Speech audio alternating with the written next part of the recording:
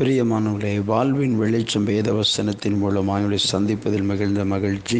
இந்த நாளுக்குரிய வேதவசனம் 34ஆம் சங்கீதம் 17வது வசனத்தில் நாம் பார்க்கிறோம்.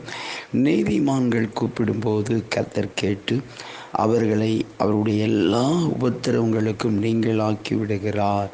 பிரியமானவர்களே, ஆண்டவர் உபத்திரவங்களுக்கு நம்மை நீங்களாக்கி விடுகிறார் என்று சொல்லி பார்க்கிறோம். எல்லா உபத்திரங்களுக்கும் நம்மை நீங்களாக்கி விடுவிக்கிறவர் ஆண்டவராகிய இயேசு கிறிஸ்து. ஆனால் வசனம் சொல்லுகிறது கூப்பிடணும்.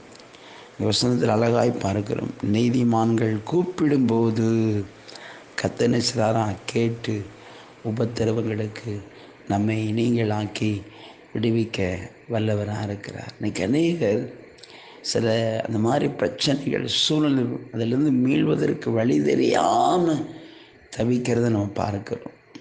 ஒரு பிரச்சனைக்குள்ளே அந்த மாதிரி காரியத்துக்குள்ளே அகப்பட்டு கொண்டு அதிலிருந்து எப்படி மீண்டு வருவதுன்னு தெரியாமல் சிக்கி தவிக்கிற நிலையை பார்க்கிறோம். பிரியமானவர்களே, ஆண்டவராகிய இயேசு கிறிஸ்து நம்மை விடுவிக்கிறவராக இருக்கிறார். அவரை நோக்கி கூப்பிட்டு பாருங்கள்.